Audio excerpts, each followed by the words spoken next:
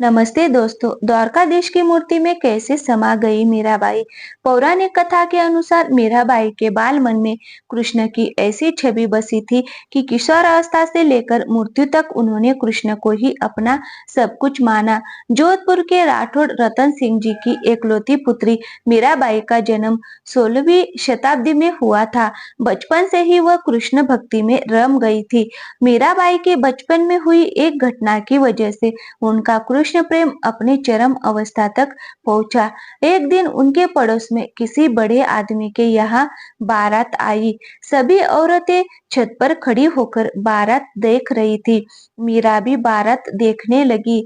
बारात को देखकर मीरा ने अपनी माता से पूछा कि मेरा दूल्हा कौन है। इस पर उनकी माता ने कृष्ण की मूर्ति की ओर इशारा करके कह दिया कि यही तुम्हारे दूल्हे दूल्हे राजा है। बस ये बात मीराबाई के बाल मन में एक गांठ की तरह बांध गई।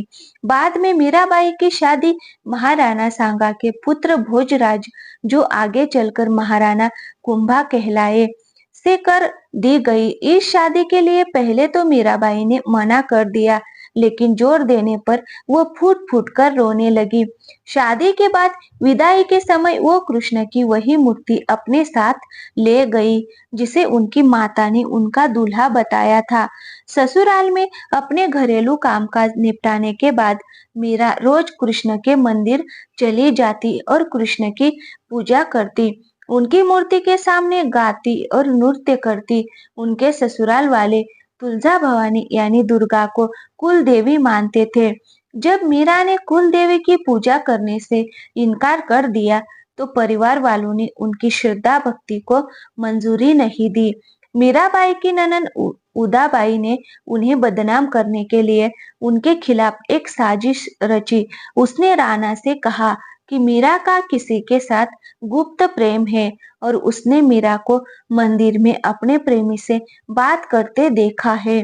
देखा कि मीरा अकेले ही कृष्ण की मूर्ति के सामने परम आनंद की अवस्था में बैठी मूर्ति से बातें कर रही थी और मस्ती में गा रही थी। राणा मीरा पर चिल्लाया, मीरा, तुम जिस प्रेमी से अभी बातें कर रही हो उसे मेरे सामने लाओ। मीरा ने जवाब दिया, वह सामने बैठा है, मेरा स्वामी नैन चोर, जिसने मेरा दिल चुराया है, और वह समाधि में चली गई। इस घटना से राणा कुंभा का दिल टूट गया, लेकिन फिर भी उसने एक अच्छे पति की भूमिका निभाई और मरते दम तक मीरा का साथ दिया। हालांकि मीरा को राजगद्दी की कोई चाह नहीं थी, फिर भी राणा के संबंधी मीरा को कई तरीकों से सताने लगे। कृष्ण के प्रति मीरा का प्रेम शुरुआत में बेहद निजी था, लेकिन बाद में कभी-कभी मीरा के मन में प्रेमानंद इतना उमड़ पड़ता था कि वह आम लोगों के सामने और धार्मिक उत्सवों में नाचने गाने लगती थी। वो रात में चुपचाप चित्तौड़ के किले से निकल जाती थी और नगर में चल रहे सत्संग में हिस्सा लेती थी। मीरा का देवर विक्रमादित्य, जो चित्तौड़गढ़ का नया राजा बना, बहुत ही कठोर था।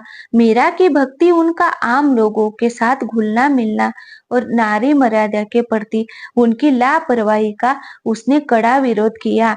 उसने मीरा को मारने की कई बार कोशिश की, यहाँ तक कि एक बार उसने मीरा के पास फूलों की टोकरी में एक जहरीला सांप रखकर भेजा और मीरा को संदेश भिजवाया कि टोकरी में फूलों के हार है। ध्यान से उठने के बाद जब मीरा ने टोकरी खोली तो उसमें से फूलों के हार के साथ कृष्ण की एक सुंदर मूर्ति निकली। राणा का तैयार किया हुआ कांटों का बिस्तर भी मीरा के लिए फूलों का सेज बन गया।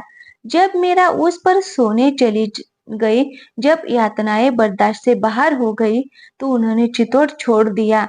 वो पहले मेड़ता गई, लेकिन जब उन्हें वहां भी संतोष नहीं मिला, तो कुछ समय के बाद उन्होंने कृष्ण भक्ति के केंद्र वृंदावन का रुख कर लिया। मीरा मानती थी कि वह गोपी ललिता ही है। जिन्होंने फिर से जन्म लिया है। ललिता कृष्ण के प्रेम में दीवानी थी। मीरा ने अपनी तीर्थ यात्रा जारी रखी। वो एक गांव से दूसरे गांव नाचती गाती पूरे उत्तर भारत में घूमती रही। माना जाता है कि उन्होंने अपने जीवन के अंतिम कुछ साल गुजरात के द्वारका में गुजारे।